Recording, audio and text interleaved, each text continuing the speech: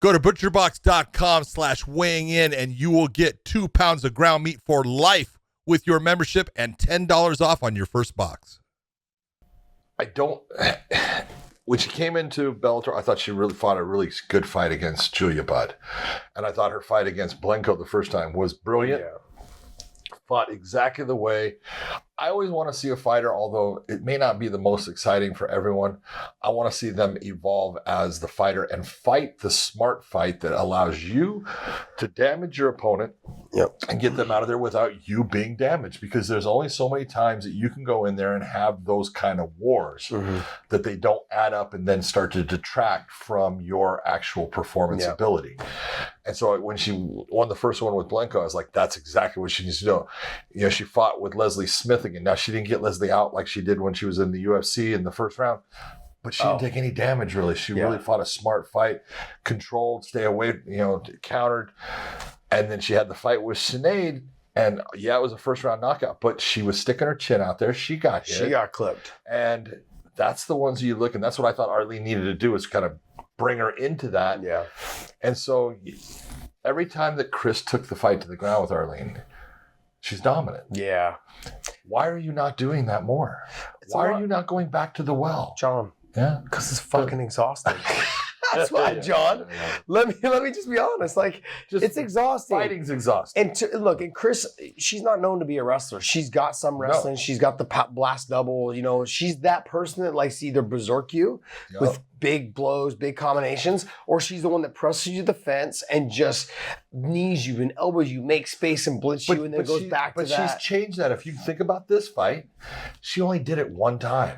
Well, that was there. That was her whole fucking thing. Cris would start off, throw big shots trying to get you to move, get into you, get you against the cage, hit you with knees, hit you with elbows, give a little bit of separation, and come back into you again, and then do it all over again. Yeah. She had a hard time with holding Arlene against the fence. Yeah. That was another issue. Like Arlene either was digging the underhooks or she was overhooking and underhook on one side. She was never really letting her make that space. Like with Julia Budd let her do what she wanted at will. And that was at her demise. Yeah. Like she just made the space, came back in. She was hitting her to the body, hitting her to the head. With Arlene, as soon as she did that, Arlene circled out and came back to the center. It's like trying to hit a moving target. So she just didn't do it. But I thought Arlene fought a dog of a fight. Yeah, I thought Cris Cyborg fought a great fight. She fought a great fight. She fought a great fight as well. She fought a great fight. She landed some big shots, and that front push kick up the middle. Oh, yeah. Time and time again. It was there. But look, I guess here's the thing though, John.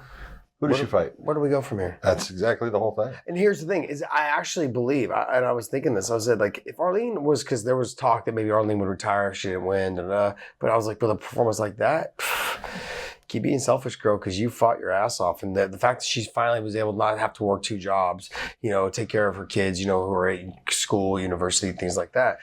She could actually focus on her career in terms of being a fighter. I'm like, wow, you look good. You look really good. I was thinking to myself, where does Cyborg go from here? That's what I'm going to ask you. Where does she go from here? In your opinion, where does she go from this? Because she was talking about boxing, okay? And let's just be honest. She's not going to make a whole lot of money in boxing. She's making a lot of money in MMA. Yeah. So it's a nice thought process. Ain't going to fucking happen. Now she's had fucking... Who would she fight? Muay Thai fights. Maybe they're close to the same size. Jake Paul likes to fight older people. He likes to fight older people that are smaller than him. And that are smaller. Okay. I think it's pretty okay. Cool, yeah. All right, but seriously, where do you see... I look at it this way. If you're Cris Cyborg, what do you have to prove? What do you have to prove? What do you mean? Just in MMA, or are you talking about going to boxing? No, in MMA.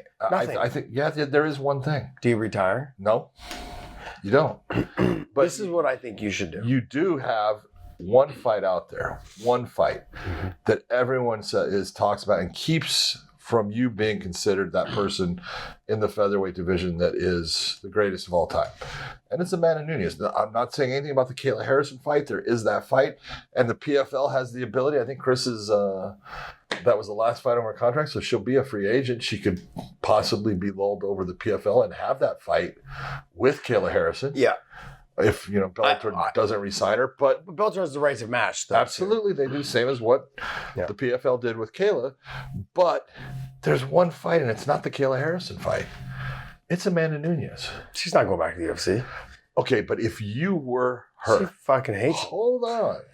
If you were her, it doesn't matter how you feel about Dana White, and it doesn't matter how you feel about anything with the promotion. There's people in the promotion she liked, but if you go back there, all you need is one fight. I'll go back if you give me Amanda, because that's a fight that they can sell. Right now in the featherweights, in the featherweights, she's not the champion. In the featherweights, Amanda's the champion. She's not the champion in the bantamweights. In the featherweights, Amanda's the champion. And who else do you have that you can actually put against her in the UFC that's a righteous fight? In the featherweights? Nobody. No one. So if you're the UFC, do you take that chance? Now, here's the thing. If you're Cris Cyborg, you can take that and say, afterwards, if you lose it, you can go on your way. If you win it, you can go on your way. You can't fight anymore because you're going to be under contract to him. But is there any fight out there that will cement her legacy like that rematch? I don't see it. Even the Kayla Harrison fight. I think, but John, I kind of think that the fact that Juliana Pena beat her, it diminishes that rematch. Not in the featherweights. I don't know. I just don't. I don't know. I think that fight's been diminished. You lost to a 35-pounder. What? I'm just being honest. And it has nothing to do with. It has nothing to do with. But does Amanda fight better at 35 or 45? I think she'd be better. I think she fights better at 45. Of course. Yes. Yeah, fat and happy. Yes. Most fighters fight better at fat and happy. Amanda, you're not fat. She's not fat. I hope you're happy. She's not. Don't listen to Josh. She's happy. She's a cool individual. She's happy. Yes, and you do fantastic at 145. She's not fat, but you know what I meant. Yeah. Did you just try to stick up for her because I just called a female fat? Yes, I did. It's fat. Okay. I'm all about. You're fat and happy as well. I'm totally fat and happy, and I'm not sticking up for you. No, look, for me, I honestly believe for her to cement her legacy.